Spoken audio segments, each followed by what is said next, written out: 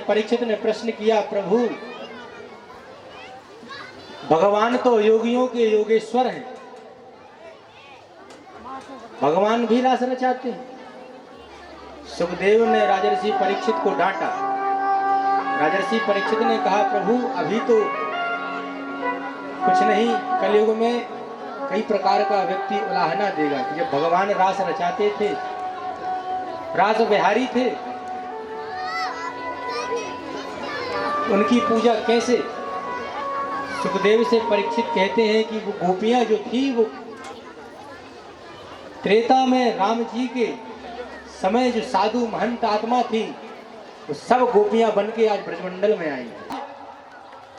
राजर्षि परीक्षित से सुखदेव कहते हैं कि ये कोई रास कोई साधारण रास नहीं था, ये तो उन गोपियों का मनोरथ पूर्ण करने के लिए उन साधु महंत जो आज गोपियां बनकर के आई हैं और कामदेव पर विजय प्राप्त करने के लिए भगवान ने ये रास रचा। गोपियां विरह में आकर के गोपी गीत गाती, जयति ते धिकम जन्मना ब्रजा शरद उदासये। बंधुओं, भगवान ने काम को जीतने के लिए ये रास रचा। भगवान योगियों के योगेश्वर हैं। भगवान के सामने आज काम पराजित हो गया। काम ने देखा कि मेरे 5 बाण काम क्रोध लोभ मोह मद ये कोई असर ना कर पाए, और वो योगियों के योगी भगवान श्री कृष्णचंद्र ने आज काम पर विजय प्राप्त की। बोलिए रास बिहारी सरकार की जय हो। यहाँ भगवान ऐसे गोपियों का मनोरथ करने के लिए रास पूर्ण किया। परीक्षित, यहाँ मथुरा में कंस का आतताईपन, उसका कुसंग बढ़ता गया। बंधुओं, कंस के पाप का घड़ा भर गया तो नारद जी ने विचार किया कि अब इसकी मृत्यु करानी पड़ेगी भगवान से। तो आज कंस के पास में नारद जी पहुंचे, और नारद जी जब आए तो कंस ने नारद जी को देखा तो उनका आतिथ्य किया। नारद जी ने पूछा कि अरे कंस, तुम्हारा चेहरा उतरा उतरा सा लग रहा है, क्या कारण है। तो कंस कहता, अरे नारद जी क्या करें, जब मैं अपनी बहन का विवाह संपन्न करा के विदाई समारोह कर रहा था, उसी टाइम उसी समय आकाशवाणी हुई कि ये तेरी जो बहन है देवकी, इसके अष्टम गर्भ के रूप में तेरा काल जन्म लेगा। मैंने खूब सोचा कि उसे मारने के लिए, लेकिन वो कन्हैया वो नारायण बड़ा छलिया है, न जाने कैसे इस ब्रजमंडल में जन्म ले लिया और नंद बाबा के घर में पल रहा है।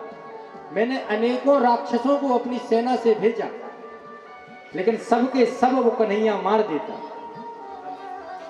नारद जी आज उसे युक्ति दिलाते हैं कि जो तुम्हारी तपस्या के प्रसन्न होकर के भोले बाबा ने जो प्रदान के रूप में धनुष दिया था, उसके दर्शन और एक यज्ञ का कार्य रचो, धनुष यज्ञ का एक निर्माण करो, और उसका आमंत्रण समीप के जितने गांव बस्ती हैं उन सब में नगरवासियों को आमंत्रण भेजो, और उसी में आमंत्रण पत्र गोकुल के राजा श्री नंद बाबा के यहाँ पहुंचाओ, और विशेष आमंत्रण के रूप में अपने जो भांजे हैं आपके कन्हैया और बलदाऊ को भी निमंत्रण दो। नारद जी ने युक्ति बतलाई, और नारद जी ने बोला तो कंस कहता है, प्रभु हम किसको भेजेंगे आमंत्रण के लिए, क्योंकि अगर हमने दैत्यों को भेजा तो कन्हैया फिर से मार देगा। तो नारद जी युक्ति बतलाते हैं कि अक्रूर जी को कन्हैया को लेने के लिए गोकुल भेजो, क्योंकि अक्रूर जी कन्हैया के काका भी। अक्रूर जी अगर लेने जाएंगे तो नंद बाबा यशोदा रानी कन्हैया को भेजने के लिए इनकार नहीं करेंगे, भेज देंगे। आज नारद जी यहाँ ऐसी आग लगा करके महाराज युक्ति बतला करके वहां से अंतर्ध्यान हो गए। यहाँ कंस ने अक्रूर जी को बुलाया, अक्रूर जी को निवेदन नहीं आदेश दिया। क्यों? क्योंकि वो मथुरा का राजा है। यहाँ अक्रूर जी को गोकुल में कन्हैया और बलदाऊ को लेने के लिए भेज दिया। अक्रूर जी को मालूम था कि ये धनुष यज्ञ का जो समारोह है एक बहाना है।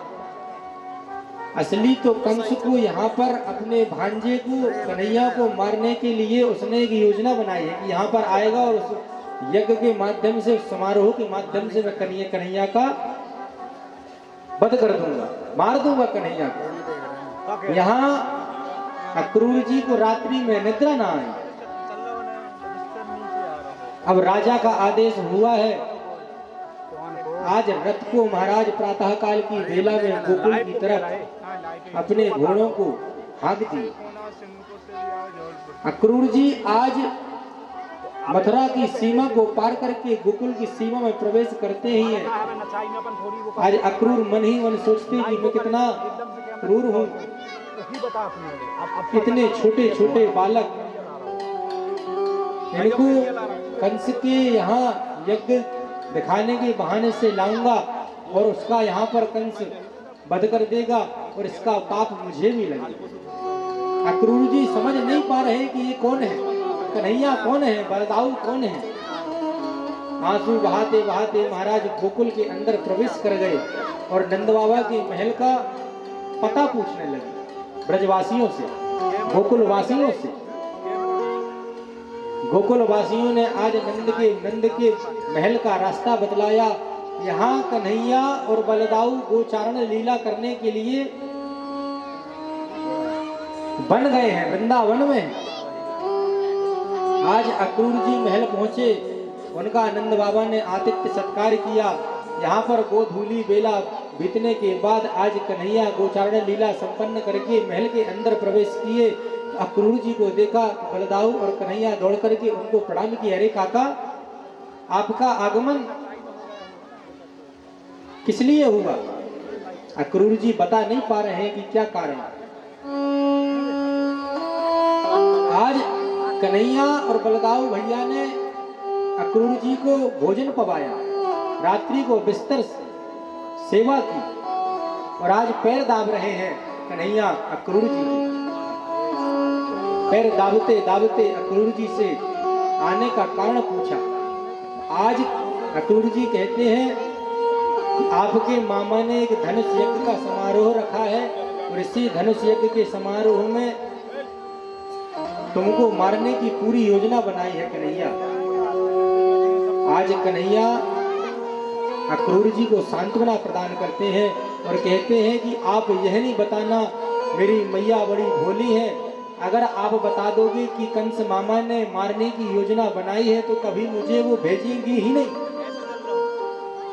तो बता रहे हैं आप तो सिर्फ ये कहना सुबह प्रातः काल की बेला में कि कंस बाबा ने राजा कंस ने आप सबको पूरे गोकुल वासियों को निमंत्रण भेजा है धनुष यज्ञ समारोह के दर्शन करने।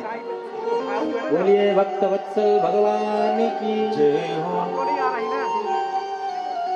अक्रूर जी इस प्रकार कन्हैया की बातों को सुनकर के रात्रि में सो गए। प्रातः काल की बेला आई, यशोदा मैया को उन्होंने अपना आने का कारण बतलाया। यशोदा मैया रोने लगी। अरे अक्रूर, मैं अपने कन्हैया को जब तक सुबह देखती नहीं, जब तक मेरी दिनचर्या में मन नहीं लगता था, और तू मुझे मेरे प्यारे कन्हैया, लाडले कन्हैया को तू यहाँ से ले जाने आया है। मैं अपने कन्हैया को अपनी आंखों से ओझल होने नहीं देती थी। बंधुओं, राजर्षि परीक्षित यशोदा मैया आज जाने से कन्हैया को मना करने लगी। जैसे ही पूरे ब्रजमंडल में पता चला कि कन्हैया हम सबको छोड़कर के मथुरा जा रहे हैं, तो सब लोग महाराज नंद बाबा के महल के बाहर एकत्रित होने लगे। यहाँ कन्हैया ने अपने हट पूर्वक से यशोदा मैया को मना लिया कि मैया तू चिंता ना करे, मैं परसों फिर से लौट करके आ जाऊंगा और मैं भी चाहता हूँ कि मैं भी कंस मामा के यज्ञ को दर्शन करना चाहूँ। खूब मनाया। आज यशोदा मैया मान तो गई, लेकिन नंद बाबा को आदेश दिया कि बाबा ये कन्हैया बड़ा भोला है, जब इसको भूख लगती है ना तो ये मांगता नहीं मुंह से, लेकिन मैं समझ जाती हूँ कि मेरा कन्हैया भूखा है और मुझसे दुग्ध पान माखन इत्यादि दे देती है, तो आप इनके साथ में जाओ। और हाँ, कन्हैया के साथ में ही लौटना, आप अकेले मत लौटना, कन्हैया को लेकर के ही आना। यहाँ महाराज नंद बाबा भी तैयार हो गए। आज रथ सज गया नंद बाबा के महल के बाहर। यहाँ कन्हैया जैसे ही बलदाऊ भैया के साथ में बाहर निकले तो आज अक्रूर के रथ के सामने सारे गोप ग्वाले महाराज लेट गए और अक्रूर को गोपियां गाली देने लगी, उलाहना देने लगी कि अरे अक्रूर, तेरा नाम अक्रूर किसने रखा? तू तो बड़ा क्रूर है। तू मेरे आराध्य, मेरी आंखों के तारे कन्हैया को तू यहाँ से ले जाने आया है। तू क्रूर है, एक नंबर का, वो क्रूर नहीं। आज गोपियों को, ग्वालों को ढांढस बंधाते हैं कन्हैया की, अरे आप चिंता ना करें, मैं धनुष यज्ञ दर्शन करके परसों ही आपके सामने आ जाऊंगा, वृंदावन लौट आऊंगा। तो आज गोप भगवान के सखा हैं, कन्हैया के सखा हैं, वो भी धनुष यज्ञ देखने के लिए उद्यत हुए। कन्हैया हमको भी साथ में लेके चलो। आज कन्हैया उन ग्वालों को साथ में लेकर के रथ में आरूढ़ हो गए। आज यशोदा मैया के आंखों से अश्रु की बिंदु बहती रही। यहाँ ब्रजमंडल का तारा यशोदा मैया गोपी ग्वालों को छोड़कर के कन्हैया मथुरा जा रहा है। और यहाँ महाराज भगवान श्री अक्रूर के रथ में आसीन होकर के मथुरा की ओर गमन कर गए। चलते जा रहे हैं। अक्रूर घाट में अक्रूर जी स्नान करने के लिए बोले और वहां पर भगवान ने लीला की। अक्रूर जी स्नान करने जैसे यमुना जी में डुबकी लगाते, उस यमुना नदी के अंदर महाराज चतुर्भुज रूपधारी श्री शेष सैया पर विराजमान श्री नारायण का दर्शन करते और ऊपर देखते तो वही कन्हैया को देखते। अक्रूर जी समझ गए कि ये साधारण बालक नहीं, ये तो नारायण है। आज उनको जो ग्लानि हो रही थी कि मैंने बच्चों को कंस से मरवाने के लिए ले जा रहा हूं, तो वो ग्लानि दूर हो गई। यहाँ गोप गालों के साथ में कंस की सीमा पर, कंस के महल मथुरा की सीमा में रथ प्रवेश कर गया। बोलिए भक्त वत्सल भगवान की जय हो। सबसे पहले गोप गालों ने कन्हैया से बोला, कन्हैया ये गोकुल के कपड़े अच्छे ना लगे और यज्ञ में जब जाते हैं दर्शन करने तो सब लोग हमें देखें। जब हम लोग जाएंगे कंस के महल, कंस मामा को देखने, वो तो राजाधिराज हैं, तो हमारे कपड़े देखो धूल मिट्टी में लगे हुए हैं, तो चलो हम पहले सबसे पहले कपड़ों को साफ कर लें या दूसरे कपड़े पहन लें। आज गोप ग्वाले जो कंस का धोबी है, जो कंस के कपड़ों को धोता था, उसके पास में पहुंचे। धोबी से निवेदन किया कि आप हमें कुछ वस्त्र प्रदान करें, ये हमारे गोप ग्वाले गंदे हैं, इनके वस्त्र मलिन हो गए हैं, धूल उड़ते उड़ते, तो ये नए वस्त्र पहन लेंगे तो आप इनकी शोभा बन जाएगी। धोबी ने डांट फटकार लगाई और वहां से जाने को कहा। आज कन्हैया ने इस प्रकार अपने ग्वालों का उपहास होते देखा तो उस धोबी को एक मुष्टिका का प्रहार किया और धोबी का उद्धार हो गया। बोलिए भक्तवत्सल भगवान की जय हो। अब आज सारे गोप ग्वाले वस्त्र धारण करके चलने लगे, तो गोप ग्वाले तो छोटे छोटे से, और कंस है महाराज बड़ा 10-15 फुट का, तो वस्त्र बड़े बड़े हैं, जमीन से लटरते जाते। तो आज कन्हैया से बोले, कन्हैया ये वस्त्र तो ऐसे लगे जैसे खूंटी पर टावल टांग देते हैं, तो चलो सबसे पहले इनकी फिटिंग करा ली। दर्जी के पास गए। आज उस दर्जी ने सुंदर छवि को, कन्हैया को देखा तो मोहित हो गया और आज उन सबके वस्त्रों को उनने अच्छा कर दिया। और आज दर्जी को भगवान ने आशीर्वाद प्रदान किया। आज भी वृंदावन में सबसे ज्यादा पैसे वाले दर्जी हैं। इतने सुंदर कपड़े बनाते हैं, कुर्ते बनाते हैं पंडितों के। आप देख भी रहे होंगे हम सब विप्रों के कुर्तों की फिटिंग, इतनी अच्छी फिटिंग देते हैं, भगवान का आशीर्वाद है। बोलिए भक्तवत्सल भगवान की जय हो। आगे महाराज कंस की सेविका का नाम है कुब्जा। ये 3 तरह से टेढ़ी है, खूब उसकी निकली हुई है और उसका काम क्या है? चंदन लगाना कंस को। जब वो स्नान आदि से फुर्सत होकर के, पूजन इत्यादि से फुर्सत होता तो ये चंदन लेकर के जाती और उनके मस्तक में चंदन का लेपन करती। आज कंस के महल के पास में जाते कुब्जा को देखा कन्हैया और गोप वालों ने, उस चंदन की खुशबू से उनको रहा न गया और कुब्जा के पास में चले गए और कहने लगे, मैया नेक सो चंदन हम सबको भी लगा दो। कुब्जा जब कन्हैया के इस प्रकार के, और जब कुब्जा को उन्होंने मैया कहा, कुब्जा आज पहली बार अपना सम्मान सुनकर के आंखों से उसके अश्रु की बिंदु गिर गई, क्योंकि कंस हमेशा उसे कुरूपा कहता था, क्योंकि 3 तरफ से महाराज टेढ़ी थी। बोलिए भक्तवत्सल भगवान की जय हो।